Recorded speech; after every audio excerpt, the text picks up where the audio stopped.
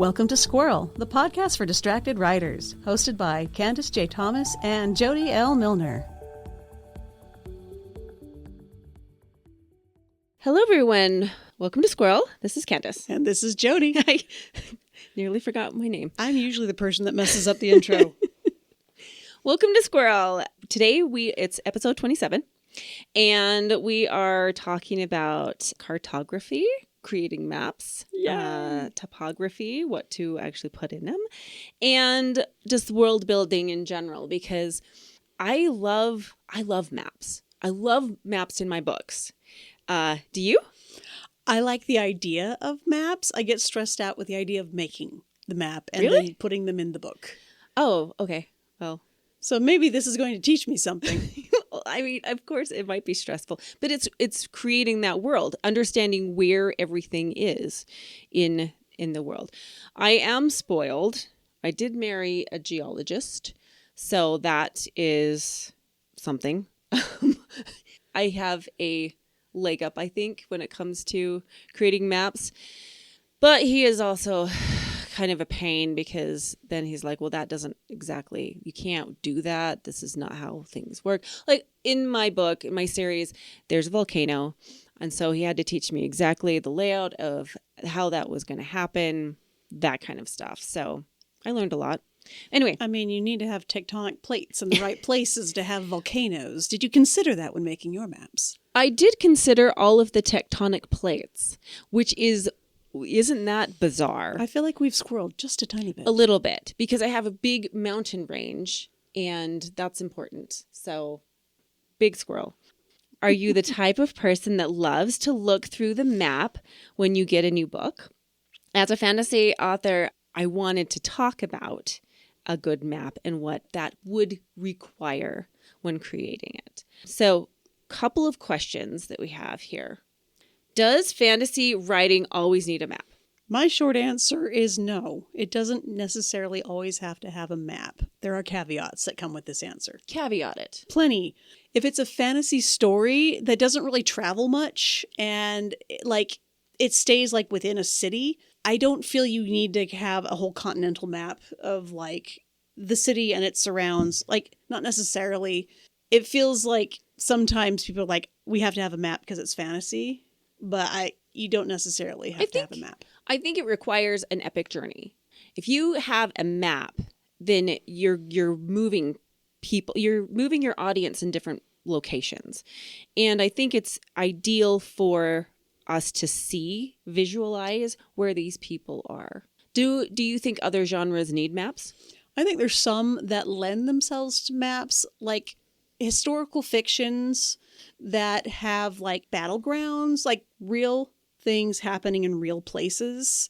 Like having that map as a reference point, I think is important, because people are like, oh, the Battle of Normandy. Where was that in France again? Oh, they gave me a map. Great. It's on this coast. So historical fictions, I think, can benefit from it. I think some space ones sometimes. Yeah, I've seen it in sci-fi. I have I got one that's a fairy tale that has maps. I think some fairy tales, this one does. Good old Shannon Hale has a map in here. And then I'm trying to think, I don't know of any specific romances that have. I've never seen a map in a romance. That said, I don't read a lot of romance. Okay. Did you read Outlander? Nope. Does that have a map? Does that have a map? I don't know. I don't know. Next point. What are some key information that you think that needs to be on a map? Like the down to basics list that you absolutely have to have would be like your mountains and your forests and your rivers and oceans. Like then after that, like your settlements and your cities and the roads that connect them. I think those are the really basic things that should be on the map. Everything after that is frosting, and that's where you get to have fun. What are fun things we can put on a map? All right. Yeah. Things that I think direction needs to be on the map. Right? Well, I mean, like, which way's up is important. Well, I mean... But if your world doesn't have a north, you're going to have to explain yourself. So this map that I have grabbed from The Stars Are Dying by Chloe C. Piñaranda, it's got... Wow, it's beautiful. Those are like ink cuts. It's got... Woodcuts. It has the constellations. It's got this celestial veil here. That is one thing that I have seen in like young adult fantasy. Anything that has, there's been a lot of, I want to say Chinese retellings of their folk tales. Those have had maps in them. Those are really awesome and gorgeous. I was first enchanted by maps with Tolkien's. Tolkien just had, his is extremely basic. I'm pulling up that in, you can hear my pages. But it also has this strange language that I can't read. So, but it doesn't really have anything on here, just the Lonely Mountain. It's more of an idea that this is a real place. Yeah, so this isn't something that you have to but go not back and guide. reference. But like, oh my gosh, the one that I have to really reference would be any of the Shannara stuff. Shannara, it has such a big world, and it is insane. But its map is in the style of Tolkien. You notice it's very similar the way it's drawn. Well, yeah, you're so right. I think Tolkien being the grandfather of fantasy and of modern fantasy and how it's played out like that probably instilled some of these ideas of, if you're doing an epic journey, you really do need a map, just like you would if you're going anywhere journeying. Oh, absolutely. Right? I was driving in California, and I don't know how anyone gets anywhere without like Google. Yeah, no, but I don't know how anybody gets anywhere without like Google Maps or Siri or whatever, because how, I don't even know. It's used to print it from MapQuest. Right. And you have like a packet that was like 10 pages long with each turn. Right. Things going back on the maps, I think people like to see the mountains, where different like civilizations are and the terrain, so that you get an idea where they're journeying. The climate is another one. It's super important. So, and like I think a Mediterranean style map is going to be very, very different than like the Swiss Alps. It's going to be very different than a desert. It is a lot of storytelling in itself. It's just having a map, you know. Are you one that looks at the map before you start reading the book? If it's there, I'll look at it. I do most of my book consumption through audiobooks. And so sometimes it's like, I have no idea where we are. And sometimes it's a nonfiction audiobook. They're like, did you do Akukatar through? Yeah. Okay. So I had to figure out the map in my head. But I'm okay with that because I'm like, I don't need specifics of where they're going. I need the story. Okay. So let's talk science, because we're both scientists in our own realm. All right, science nerd. Yeah. What sciences need to be referenced when figuring out the topography of a world? Well, let's start with geography. Like, how do worlds work? How do the different pieces and geography, and you're going to bring up some of the other ologies. Yeah, that bring lots up of ologies. But the study of something, that's an ology. So you need to know how mountains and rivers interact with each other, how they shape the land. Tolkien, and I love that you brought it up because I make you bet in the Ballantine version, he still has the square. Maybe no, Hobbit doesn't have it. It's an LOTR. Oh. Where the mountains that ring Moria, I believe, they're square. They're absolutely square. And mountains don't form like that because they follow the lines of tectonic plates, which are famously not square, especially in small areas. Yeah, it doesn't have so that. Yeah, this has very little. It's got to be in the Lord of the Rings one. This is Thror's map, by the way, if you wanted to Google that. I know what you're talking about, and I brought this up with my husband, and he's like, well, if the plates kind of did this and like that. Like if you were at the corner, maybe. But yeah, it took a lot of But you'd also breaking be of the underwater world. And with a lot of volcanoes. I mean, and technically Moria is a volcano, but the way they have it, it's like the volcano's in the middle, and then there's this ring, this square of mountains around it, and it's just like that doesn't make any sense on how geology works. No. So yeah, in geology, when we talk about the different plates, I mean, I went into thrust faults and different like slide faults, and it was insane the things that came up when I was trying to create my mountain range in my world. So that was fun. So definitely geology. Geology, what it does is it tells you the history of the world as well.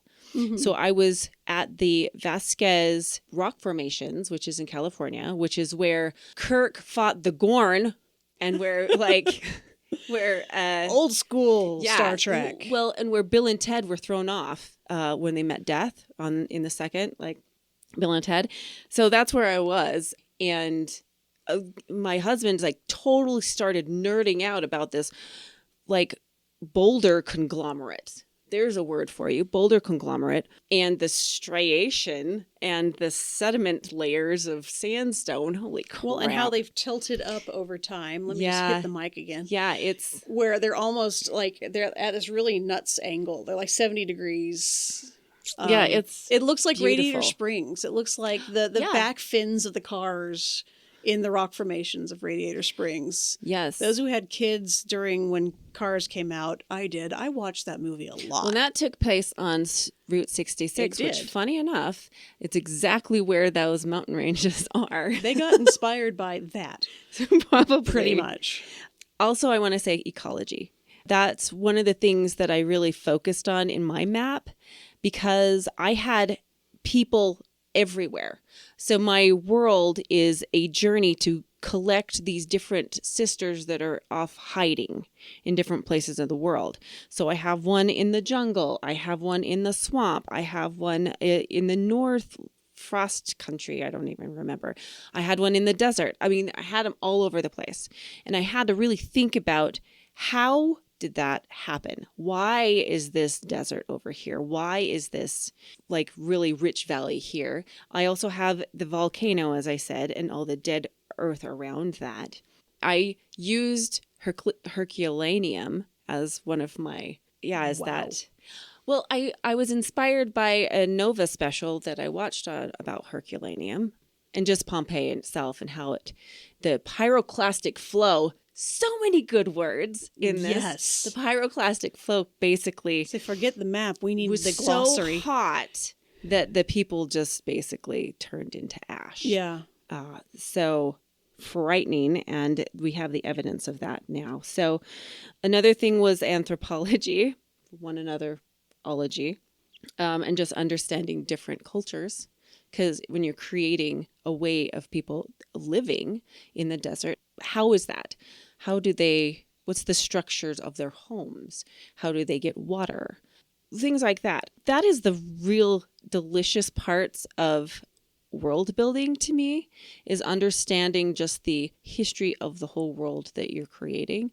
And I know it gets really deep and dumb when you get into those nerd layers there, but I feel that it's telling a story in itself. Yeah, as long as the nerd layers stay off the page and the story stays good, go for it. Yeah, right? I mean, you can get a little bit nerdy on the page, but when you start doing the exposition of why the rocks are the way they are in your world, you've probably squirreled. Yeah, I don't think that those details need to be written about in your world. But as the author and the god of your own creation, it comes out in your storytelling about the history of the world. As long as you understand, you have a good knowledge of your world, it shows up in your writing. So that's why I think it's a really good thing to take that extra measure and understand your world a bit. So tell me, when have you had to reference a map when reading?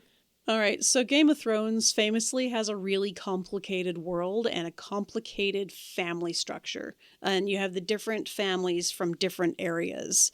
And so not only is there a map included in there that's pretty detailed, they also have a bunch of family trees, which I appreciate. Because I'm like, who's that and who are they related to and why do I care? Okay. But it's really important because all of this is about all of these different houses vying for the big throne. And so having a map for Game of Thrones was really important because the story was about these different areas and how they're fighting against each other. In the series, the opener is the map. And so that's how important it is to know where everything is. And so if you haven't watched it for a while, it's really cool the way they've done it because it's done in all of these different clockwork moving pieces that rise up and go down. So well done for the creative people. I think they did a brilliant job on that. Well, and they probably understood how important that is. For the readers who are connecting to this series, that is an integral part of the storytelling. So to add that is pretty cool, I think. Absolutely. As I said before, the Shannara books are just so big and hefty. I mean, this one. So this is the one that I I'm forgot showing. how big they were. I'm Oh wait, showing that's the the audience. whole heritage. This is the heritage. Quadrology, isn't it? Yeah, it's 4 books, and I have the other one just in one. But Shannara has like 1,000 books to it, and the map is pretty intense. But you have like the Eastland and the Westland and the Southland and all the lands and everything. It's like crazy. But I had to reference this a bunch. But the thing is it's not complicated. The thing about Shannara is it doesn't go into, it just has like little mountains and it's like, it's over here and this is over here. But if you're saying it's a Southland, it's just south. That's it. So your brain goes, oh yeah. So there's not a lot of terrain that is created. I think it says like the marshlands, but for the swamp or something, which from the first book. There's a couple different in the caves and the desert that's up at the north area where, never mind, I'll stop spoiling the books. But so it's been a hot minute since those have come out. But the map does not really go into a lot of detail. It just has like little mountains and everything. If I reference this, the Goose Girl from Shannon Hale, which is a fairy tale, it just goes into, it's good to understand where the mountains are and in her travels and where the capital is. So it's not like a very detailed, important map, but it's good for the brain to visualize the world while she's traveling to the city. Well, and Hunger Games, I believe had a map because the districts were so important. I don't believe it does. They should. You think that would be important? I think they've made them after the fact. Oh, that would be a question for the audience because Somebody I don't know. Search that up for me. In my Hunger Game books that I got from when they originally came out, there's no map. And Pity. That seems like a wasted opportunity. Well, it's just hard to, like, Although she basically based it on the United States and making it not look like the United States would be a little challenging. Yeah, I think we kind of got it, but good point. So tell us about your map making projects. So my first book had a lot of travel in it. So this is Betrayal.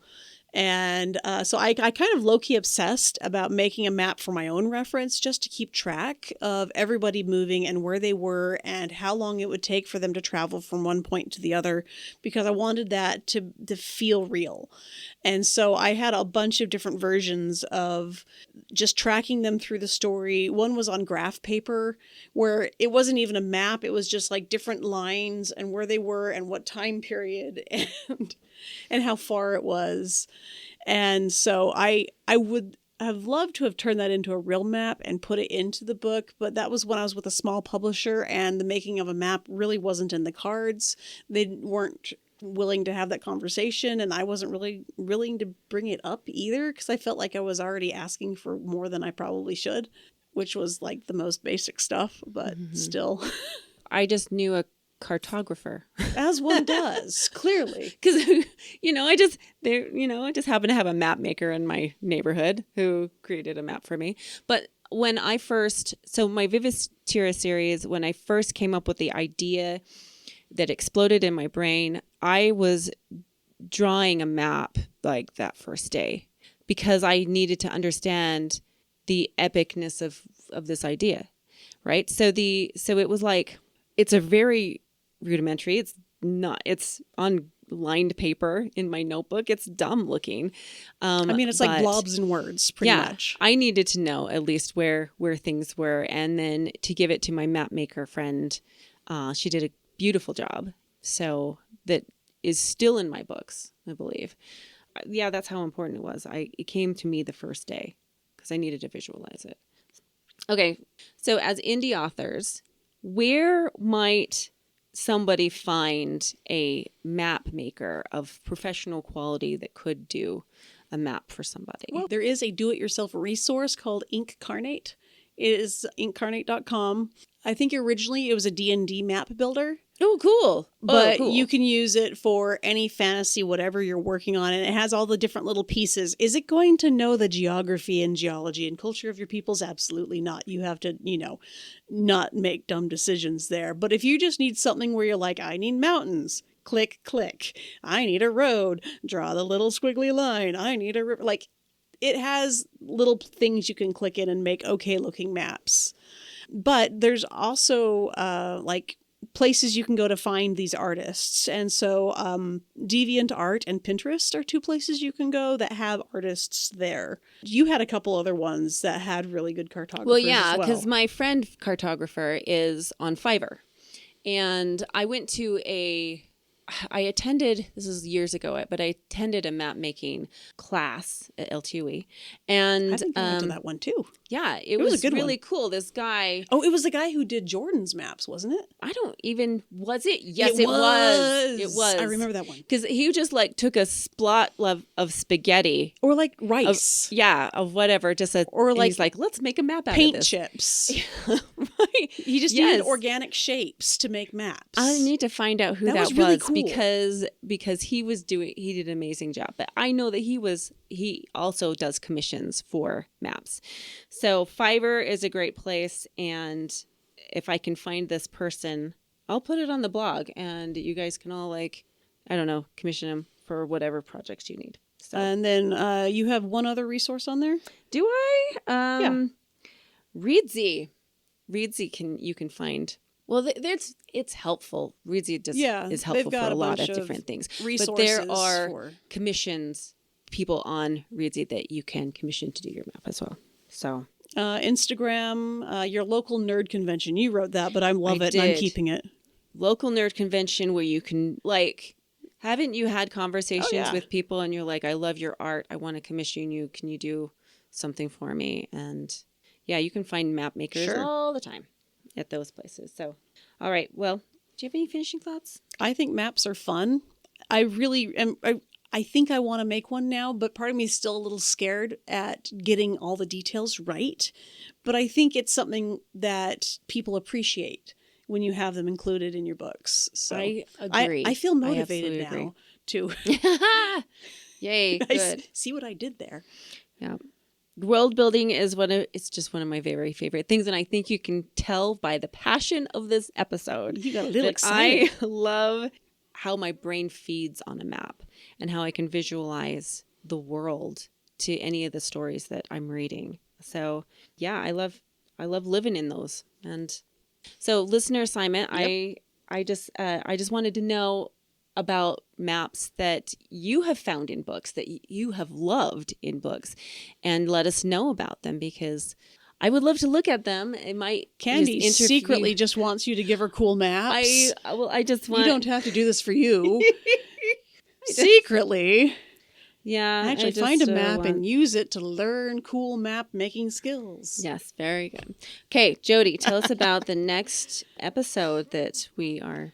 All right, so our next episode, we're still going to be in January, and I still am focusing on improving your writing environment, your writing experience. I just wanted to do an episode on 10 easy things you could do that will improve your writing life and streamline things. Super fun. It'll be straightforward. This has been a terrific episode. Thank you for bringing map making and all its intricacies. If you guys liked anything you heard today, we do have a Patreon and a Buy Us a Coffee. Ours is flavored a Buy Us a Book because, of course, it is. With maps in it. With maps. That'd be great. Don't forget, liking and subscribing and sharing is caring. Da-dun. Oh, dear. Bye, everyone. You got me goofy. Yeah. All right. Bye, everybody. Thank you for listening to the Squirrel Podcast for the Distracted Writer with Candace J. Thomas and Jody L. Milner.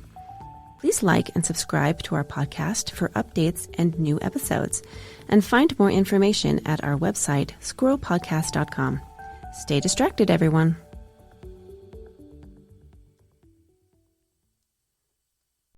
Quick, fun episode. 10 easy things. I'm going to have to try that 3 times. Try that again. Okay.